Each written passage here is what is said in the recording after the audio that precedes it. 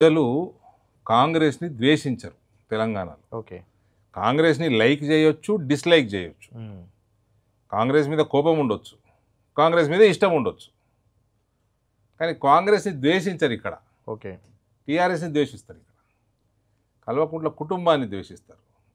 అదే 2014 కంటే ముందు కేసీఆర్కి ఫ్యాన్ కానోడు ఎవడు లేడు. నేను కూడా ఫ్యాన్నే. మీరు కూడా చెప్పారు ఇంతకుముందు కూడా. నేను కూడా ఫ్యాన్నే. అవును. యాజ్ చీఫ్ మినిస్టర్ ఈ వాజ్ అ డిజాస్టర్. పిల్లల వల్ల ఇంకా పెద్ద డిజాస్టర్ తయారైంది ఆయన పిల్లల వల్ల.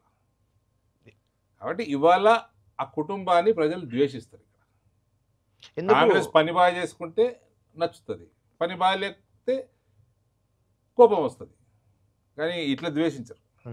అంటే అందుకేనా వాళ్ళ పిల్లల వల్లే కేసీఆర్ చెడిపోయాడు కాబట్టి వాళ్ళ పిల్లల్లో ఒకరిని ఓడించారు మీరు. దానివల్ల చాలా మీ ఇద్దరి మధ్య కూడా, కవితకి మీకు మధ్య కూడా చాలా గ్యాప్, అంటే ఆరోపణలు, విమర్శలు, మీ ఇంటిపై దాడి ఒకసారి ఎప్పుడో. ఆరోపణలు విమర్శలు అన్నది సర్వసాధారణం. ఎవరు ఆరోపణలు చేస్తలేరు? రాహుల్ గాంధీ మోదీ మీద చేస్తాడు, మోదీ రాహుల్ గాంధీ మీద చేస్తాడు, అమిత్ షా రాహుల్ గాంధీ మీద చేస్తాడు.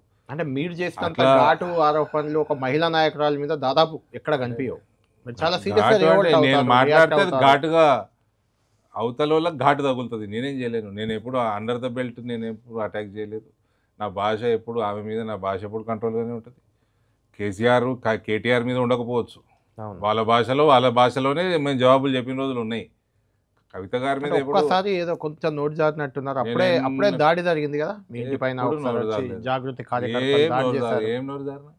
అప్పుడేదో మహిళని ఇలా అంటారా అనే కదా ఆమె అలిగేషన్ చేసింది. ఆమె ఇప్పుడు 4 కోట్లు జనాభా మన దగ్గర, అందులో సుమారు 2 కోట్లు 3.5 కోట్లు తెలంగాణ జనాభాలో సుమారు 1.5 2 కోట్ల మధ్యలో మహిళల్లో ఈ ఒక్కడమే మహిళ అనుకుంటే నేనేం చేయాలి సార్? అంటే లిక్కర్ రాని ఇలాంటి వర్డ్స్ వాడారు కదా మీరు. అంటే అది బూతు మాటనా లేకపోతే ఇంకేమన్నా?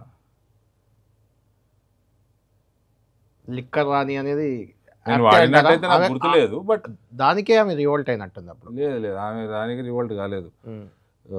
ఎందుకైందో కూడా తెలియదు నాకు. అంతేనా? మత్తు పదార్థం సేవించి రివోల్ట్ అయ్యారా, లేకపోతే ఏ రివోల్ట్ అయినా ఇంటి మీద దాడి చేసి హక్కు ఎవడు ఇవ్వలే మీకు.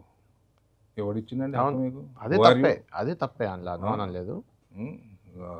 తలకు కొవ్వెక్కితే అట్లాంటి పనులు చేస్తారు. ఇంటి మీద దాడి చేయటం ఏంది? మాకు రాదా దాడి చేయటం? ఇవాళ ఏమన్నా మీ పరిస్థితి ఏంది? మీ పార్టీ పరిస్థితి ఏంది? మీ నాయన పరిస్థితి ఏంది? దాడి చేయలేమా? అది చర్చిద్దాం. ఇంకా కవిత గురించి మాట్లాడాలి, టైం వేస్ట్. అంటే ఇష్యూ ఉంది కాబట్టి.